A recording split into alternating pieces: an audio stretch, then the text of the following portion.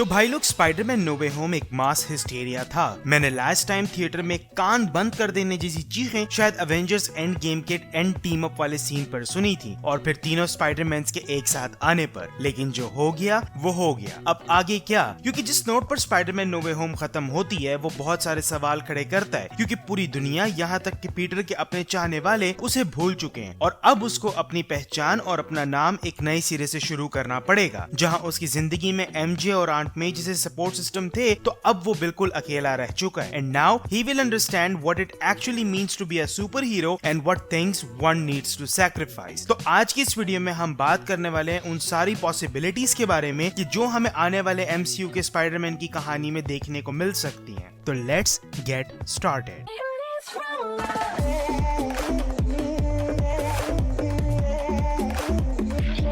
He will become the true friendly neighborhood Spider-Man। अब देखो भाई, कॉमिक्स में भी स्पाइडरमैन बहुत बड़े बड़े थ्रेट्स फेस कर चुका है, लेकिन for the most part he is our friendly neighbourhood. और शायद आगे पीटर की कहानी हमें उसी रूट में लेकर जाए, जिधर सब पीटर को भूल चुके हैं, लेकिन उनको ये याद है कि एक स्पाइडरमैन नाम का सुपर हीरो एग्जिस्ट करता है। और अब जब उसको स्टार्क इंडस्ट्रीज की एडवांस टेक्नोलॉजी का भी कोई सपोर्ट नहीं है, तो he is all on his own. और ये चीज तो हमने स्पाइडरमैन नो वे होम के एंड पर ही देख ली है कि फ्यूचर में स्पाइडरमैन अपने बनाए हुए एक नॉर्मल सूट में ही प्रोसीड करेगा। और दूसरी चीज जो यहाँ पर सोचने वाली है वो ये कि इस वक्त मार्वल का मल्टीवर्सल सागा चल रहा है, और टॉम हॉलैंड का स्पाइडरमैन भी एक अल्टरनेटिव यूनिवर्स का स्पाइडरमैन है, जिधर सारे स्पाइडरमैन की स्टोरी तो अलग हो सकती है, लेकिन उनसे एफिलिएट कैरेक्टर्स और उनके मोटिव्स कई हद तक सेम होते हैं। अब हमें टोबी मैगवायर की स्पाइडरमैन ट्रिलॉजी में भी ऑसबॉर्न फैमिली देखने को मिली है, और हम एंड्रयू गारफील्ड के स्पाइडरमैन मूवीज में भी ऑसबॉर्न्स को देख चुके हैं। तो क्या टॉम हॉलैंड की आने वाली स्पाइडरमैन मूवीज में भी हमें ऑसबॉर्न फैमिली से इंट्रोड्यूस कराया जा सकता है? और ये पॉसिबल भी है, क्योंकि अब जब पीटर ने अपनी लाइफ को एक नए सिरे से शुरू करना है, तो वो किसी नई जगह पढ़ने भी जाएगा, और शायद यहाँ पर हमें उसका डेली ब्यूगल वाला एंगल भी नजर आए, और शायद इसी दौरान उसकी मुलाकात हो सकती है हैरी ऑसबॉर्न से। और देखना ये भी बहुत ज्यादा इंटरेस्टिंग रहेगा कि अगर मार्वल स्पाइडरमैन के कैरेक्टर के साथ अगर इस राउट पर जाता है, तो वो स्पाइडरमैन का फेस ऑफ हैरी ऑसबॉर्न से करवाते हैं या नॉर्मन ऑसबॉर्न से। और अगर ऐसा होता है तो वो नॉर्मन ऑसबॉर्न का कैरेक्टर किस एक्टर से प्ले करवाएंगे, ये भी देखना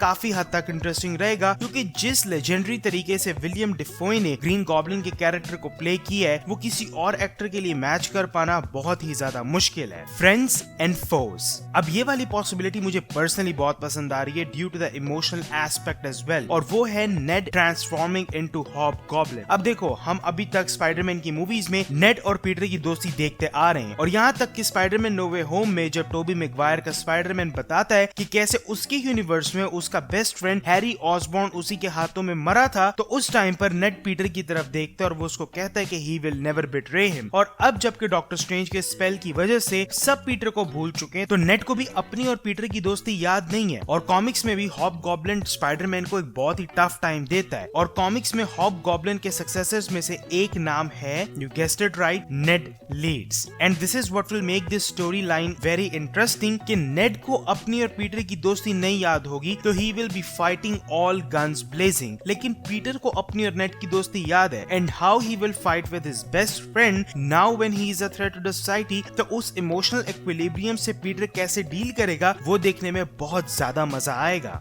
वेनम, अब ये वाली पॉसिबिलिटी इस टाइम पर सबसे ज्यादा एविडेंट लग रही है, क्योंकि इसका हिंट हमें खुद स्पाइडरमैन नो वे होम का एंड क्रेडिट सीन दे चुका है, जिधर जब डॉक्टर स्ट्रेंज सब कुछ ठीक कर देते हैं, तो वेनम का एडी ब्रॉक, जो कि स्पेल की वजह से एमसीयू की मेन यूनिवर्स में आ जाता है, वो वापस तो चला जाता है, लेकिन उसके सिम्बियोट का एक स्मॉल पार्ट एमसीयू की मेन यूनिवर्स में रह जाता है। और ये तो हमें Venom let there be Carnage के एंड क्रेडिट सीन में से ही पता चल गया कि वेनम को पता है स्पाइडरमैन के बारे में, कॉज उसके पास मल्टीवर्सल लेवल की नॉलेज है। और अब जब वो इसी यूनिवर्स में रह गया, तो ऑब्वियसली वो स्पाइडरमैन के पीछे ही जाएगा। तो यार आज के लिए बस इतना ही। अब मैं पर्सनली खुद बहुत ज्यादा एक्साइटेड हूँ इस चीज के लिए कि हमें स्पाइडरमैन के फ्यूचर में क्या कुछ देखने को मिलेगा, कौन कौन से नए कैरेक्टर्स और नए विलन्स हमें दिखाए जाएंगे, क्योंकि ये तो कंफर्म हो गया कि टॉम हॉलैंड के स्पाइडरमैन की अभी एक और ट्रिलॉजी आना बाकी है। तो मुझे नीचे कमेंट्स में जरूर बताना कि तुम्हारी क्या थ्योरीज हैं स्पाइडरमैन के एमसीयू फ्यूचर से रिलेटेड, और अगर वीडियो पसंद आई हो तो लाइक और चैनल को सब्सक्राइब जरूर करना, ताकि मैं तुम्हारे लिए ऐसी ही वीडियोस लेकर आता रहूं। और मैं मिलूंगा तुमसे अगली वीडियो में, तब तक के लिए Hasta la vista, baby.